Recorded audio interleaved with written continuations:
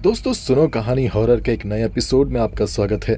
मेरा नाम है वीरेन और आज के इस एपिसोड में मैं आपको सुनाने वाला हूं एक बेहद ही दिलचस्प कहानी। इस कहानी का क्लाइमैक्स आपके रोंगटे खड़े कर देगा। तो चलिए कहानी को बिना किसी देरी के शुरू करते हैं। वो सर्दी की एक शांत शाम थी। खिड़कियों के पर्दे बंद थे। हीटर से कमरे में हल्की गर्माहट तैर रही थी। मेज पर 2 गिलास रखे थे। एक में थोड़ी सी ब्रांडी और दूसरे में बर्फ के टुकड़ों की धीमी खनक सुनाई दे रही थी।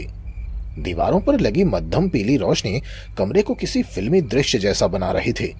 बाहर ठंड, भीतर एक शांत घरेलू सुकून। मगर उस सुकून के भीतर कुछ ऐसा था जो बहुत धीरे धीरे किसी तूफान में बदलने वाला था। मैरी मेलेनी अपने रॉकिंग चेयर पर बैठी ऊन का स्वेटर बुन रही थी। उसकी हर हरकत में थकान और एक तरह की स्थिरता थी। वो अपनी गोद में रखे अधूरे स्वेटर को निहारती और फिर धीरे से सुई चलाने लगती। वो किसी का इंतजार कर रही थी, अपने पति पैट्रिक का। पैट्रिक एक पुलिस अधिकारी था, मेहनती, अनुशासित और चुपचाप अपना काम करने वाला आदमी। मैरी 6 महीनों की गर्भवती थी। उसकी चाल धीमी हो गई थी, सांसें हल्की हल्की भारी पड़ती थी और चेहरा शांत था। उसके भीतर एक नई जिंदगी पल रही थी और उसी के साथ उसने खुद में एक नई स्थिरता महसूस करनी शुरू कर दी थी। उसे अब जल्दी गुस्सा नहीं आता था, ना ही वो छोटी बातों में उलझती थी। बस दिन भर घर का काम, थोड़ी बुनाई और शाम को अपने पति का इंतजार, यही उसकी दिनचर्या थी। उसने घड़ी की ओर देखा। घड़ी की सुइयां 5:10 पर पहुंची तो उसने आदतन स्वेटर बुनना रोक दिया और कानों को चौकन्ना कर लिया। उसे अपने घर के बाहर की हर आवाज की पहचान थी।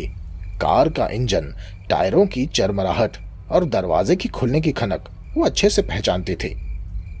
और ठीक उसी समय उसने वो आवाज सुनी, कार के टायरों के नीचे कंकड़ दबने की चरमराहट।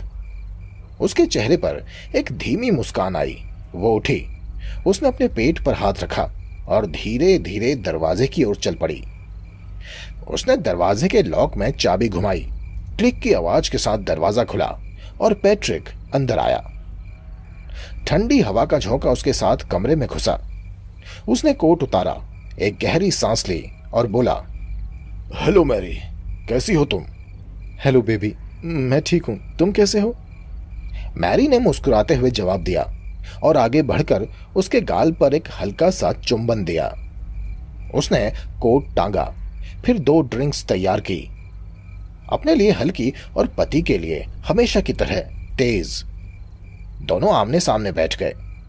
कमरे में कुछ देर केवल बर्फ के टुकड़ों की खनक सुनाई देती रही। ये वही समय था जब दोनों बिना कुछ बोले एक दूसरे की मौजूदगी महसूस करते थे। मैरी को यह पल बहुत पसंद था।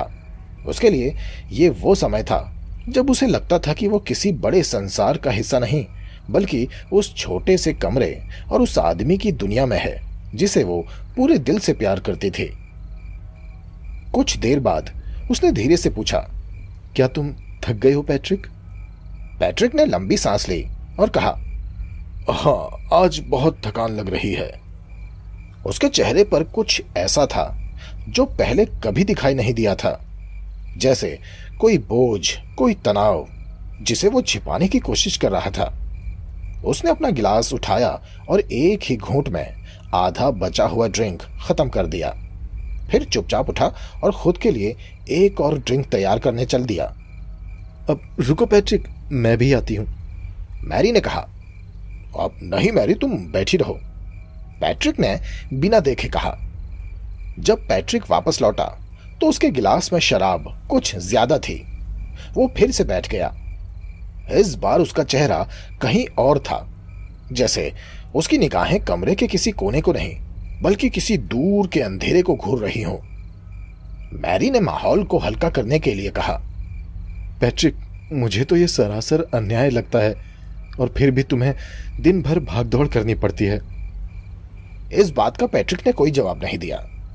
मैरी ने फिर मुस्कुराकर कहा, अगर आज तुम बाहर खाने के लिए बहुत थके हुए हो तो मैं घर पे ही कुछ बना देती हूँ। फ्रीजर में मीट रखा है, मैं झटपट कुछ बना दूंगी। पैट्रिक अब भी चुप था। उसकी चुप्पी में एक बेचैनी थी, एक रहस्य था, जैसे वो कुछ कहना चाहता हो मगर कह नहीं पा रहा। मैरी ने फिर से धीरे से कहा, अच्छा पैट्रिक, मैं तुम्हारे लिए ब्रेड और चीज बना देती हूँ। मुझे कुछ नहीं चाहिए, पैट्रिक बोला। उसकी आवाज में ठंडक थी। मैरी थोड़ा अचकचाई। उसने धीरे से कहा, पर बेबी, तुमने कुछ खाया नहीं है, तो कुछ तो खा लो। कहा ना मुझे भूख नहीं है, पैट्रिक ने लगभग झिड़कते हुए कहा। मैरी कुछ पल के लिए चुप रही, फिर उठकर बोली, ठीक है, मैं कुछ बना देती हूँ, जब तुम चाहो खा लेना। बैठो मैरी, पैट्रिक ने कहा। इस बार उसकी आवाज में सख्ती थी। मैरी के भीतर कुछ कांप गया। उसने धीरे से कुर्सी पर बैठते हुए पूछा, क्या बात है पैट्रिक? पैट्रिक कुछ देर तक बस गिलास में झांकता रहा, फिर बोला, मुझे तुमसे कुछ कहना है मैरी। क्या हुआ पैट्रिक? पैट्रिक ने सिर झुका लिया और कहा, मैरी, मुझे डर है कि यह बात सुनकर तुम्हें झटका लगेगा, लेकिन ये मुझे बताना ही होगा। और फिर उसने सब कुछ कह दिया। उसने क्या कहा यह किसी को नहीं पता, लेकिन इतना जरूर था कि वो कुछ ऐसा था जिसने मैरी के भीतर की दुनिया ही तोड़ दी थी। मैरी की आंखें फैल गई, होंठ कांपने लगे, उसकी सांसें धीमी पड़ गई। मैरी बस पैट्रिक को देखती ही रह गई, जैसे किसी अजनबी को देख रही हो। फिर उसने गहरी सांस लेते हुए कहा, अब मैं खाना बना देती हूं। मैरी की आवाज में ठंडक थी और तहखाने में गई। तहखाने में एक फ्रीजर रखा हुआ था। उसने फ्रीजर खोला और वहां से एक चीज का टुकड़ा निकाला और बर्फ में जमा हुआ एक भेड़ का पैर, जो ठंडा था, कठोर था और भारी था। मैरी ने सोचा, ठीक है, आज यही बनेगा। वो धीरे धीरे तहखाने से ऊपर लौटी। पैट्रिक खिड़की के पास खड़ा था। उसकी पीठ मैरी की तरफ थी। पैट्रिक बिना पीछे मुड़े मैरी से बोला, मैंने कहा ना मैरी कि मेरे लिए कुछ मत पकाओ, मैं जा रहा हूं। और उसी पल मानो जैसे मैरी के भीतर कुछ टूट गया हो। मैरी चुपचाप उसके पीछे गई। कुछ सेकंड्स तक बस खड़ी रही। फिर उसने उस ठंडे जमे हुए भेड़ के पैर को अपने दोनों हाथों से कसकर पकड़ा और फिर उसे हवा में उठाया और अगली ही सांस में पूरी ताकत से उस भेड़ के जमे हुए पैर को पैट्रिक के सिर पर दे मारा।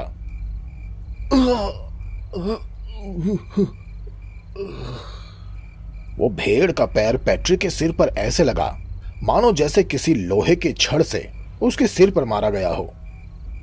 पैट्रिक एक पल के लिए तो स्थिर खड़ा रहा, फिर धड़ाम से नीचे गिर गया। उसके ठोकर से टेबल पलट गई, ग्लास टूट गया और कमरा शांत हो गया। मैरी वहीं खड़ी रही। कुछ मिनटों तक वो कुछ नहीं बोली और फिर उसके होठों से एक फुसफुसाहट निकली, मैंने उसे मार दिया। उसका दिमाग अब बिजली की तरह चल रहा था। एक पुलिस अफसर की पत्नी होने के नाते वो जानती थी कि आगे क्या होने वाला है। उसने उस भेड़ के पैर को रसोई में ले जाकर ओवन में डाल दिया और ओवन ऑन कर दिया। और फिर वो भावहीन चेहरे के साथ वापस कमरे में लौटी और आईने में खुद को देखकर वो फिर से बोली, धोखा देने की तुमने उसे सही सजा दी मैरी। कई कोशिश के बाद उसके होठों पर एक हल्की मुस्कान उभर आई। भले ही उसके भीतर एक चीख मचल रही थी, मगर बाहर से उसके होठों पर मुस्कान थी। फिर वो बाहर निकली और पास की किराने की दुकान तक गई। दुकानदार सैम ने मुस्कुराकर कहा, good evening Mrs Melanie. Good evening Sam, Mary ने सहजता से कहा। अब सैम, मुझे कुछ आलू चाहिए और एक बीन्स का डब्बा। सैम ने कहा, आज फिर गुरुवार है ना, आप लोग तो आज के दिन हमेशा बाहर खाने जाते हैं। आज क्या हुआ? मिस्टर मेलेनी की तबीयत तो ठीक है? मैरी मुस्कुराई और बोली, हाँ हम हमेशा बाहर जाते हैं, लेकिन आज पैट्रिक थोड़ा सा थका हुआ है। उसने कहा कि वो घर पर ही खाना खाएगा। मैरी की आवाज में इतना सामान्यपन था कि कोई शक भी नहीं कर सकता था कि 2 मिनट पहले उसने अपने पति का सिर एक भेड़ के पैर से कुचल दिया है। मैरी सामान लेकर लौटी। रास्ते में खुद से बात करती रही। मैं बस घर जा रही हूं, अपने पति के पास। वो मेरा इंतजार कर रहा है। घर पहुंचकर उसने धीरे से दरवाजा खोला, रसोई में सामान रखा और फिर बोली, अब पैट्रिक, पैट्रिक, कहां हो तुम? जब उसने कमरे में कदम रखा तब उसने देखा पैट्रिक फर्श पर पड़ा था और तब पहली बार उसके भीतर का अभिनय असली हो गया। वो चीख पड़ी, ओह माय गॉड, पैट्रिक! वो दौड़कर उसके पास गई, घुटनों के बल बैठी, पैट्रिक का सिर अपनी गोद में रखा और रोने लगी। उसका ये रोना नकली नहीं था, वो सचमुच टूटी हुई थी। अपने अपराध से नहीं, बल्कि उस पल से जब उसने महसूस किया कि अब वो अकेली है। कुछ देर बाद उसने फोन उठाया और पुलिस स्टेशन का नंबर मिलाया। हेलो पुलिस स्टेशन, प्लीज जल्दी आइए। मेरा पति पैट्रिक, वो मर गया है। कुछ ही देर में पुलिस की गाड़ियों की आवाज आने लगी। घर के अंदर प्रवेश करने वाले पुलिस अधिकारियों को मैरी अच्छे से जानती थी। उनमें थे जैक नूनन, चार्ली, एक डॉक्टर और बाकी के कुछ साथी। ये सभी मैरी के पति पैट्रिक के साथ ही काम करते थे, एक ही पुलिस स्टेशन में। ओह मिसेस मेलिनी, जैक नूनन ने उसे संभालते हुए कहा, अब आपके पति के लिए हमें बहुत अफसोस है। पुलिस अधिकारियों ने शव को देखा, उसकी तस्वीरें ली और अपनी डायरी में कुछ जरूरी चीजें लिखी। जब डॉक्टर ने पैट्रिक के सिर की जांच की तो कहा, किसी ने बहुत भारी चीज से इनके सिर के पीछे वार किया है, कोई बड़ा और ठोस हथियार रहा होगा। जैक नूनन बोला, अगर वो हथियार मिल जाए तो कातिल भी मिल जाएगा। पुलिस अधिकारियों ने घर की तलाशी शुरू की, ऊपर नीचे, बाथरूम, गैरेज, हर जगह, मगर कोई हथियार नहीं मिला। मैरी ने आंसू पोंछते हुए कहा, मैं तो बस किराने की दुकान तक गई थी, लौटकर आई तो देखा ये ऐसे ही मरा पड़ा था।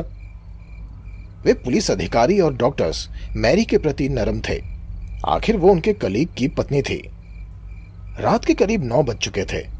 सब थके हुए लग रहे थे। मैरी ने धीमे से कहा, अब जैक, चार्ली, तुम लोग कुछ ड्रिंक्स लोगे?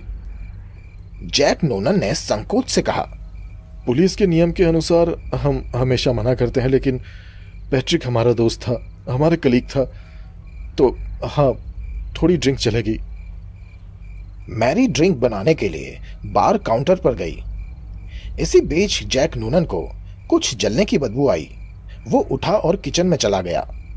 किचन से लौटा और मैरी से बोला, अब मिसेस मेलिनी, आपका ओवन अभी भी चालू है? ओह हाँ, मैरी ने आश्चर्य जताया। अब मैं तो भूल गई थी, अभी बंद कर देती हूं।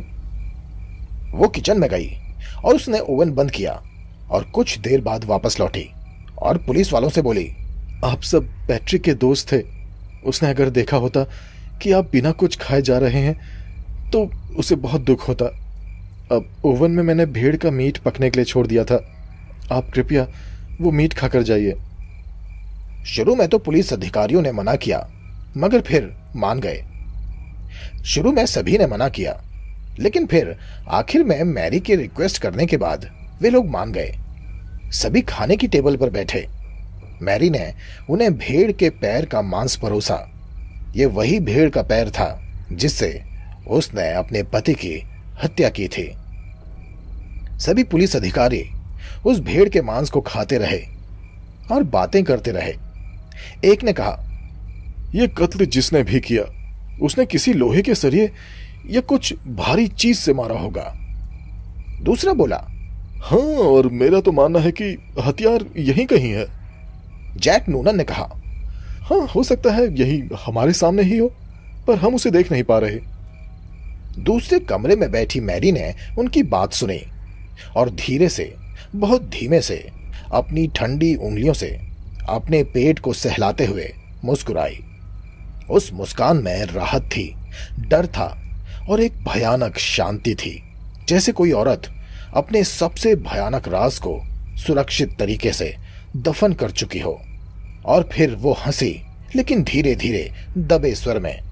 लेकिन इसके बावजूद उसकी हंसी उन चार दीवारी में गूंज उठी। दोस्तों, मुझे उम्मीद है कि यह कहानी आपको जरूर अच्छी लगी होगी, इसलिए इस कहानी को लाइक जरूर कीजिएगा। मेरे चैनल में और भी कई दिलचस्प कहानियां हैं, उन्हें भी जरूर सुनिएगा। जल्दी ही मिलते हैं दूसरी नई कहानियों के साथ। तब तक के लिए अपना ध्यान रखें और चैनल से जुड़े रहें। धन्यवाद।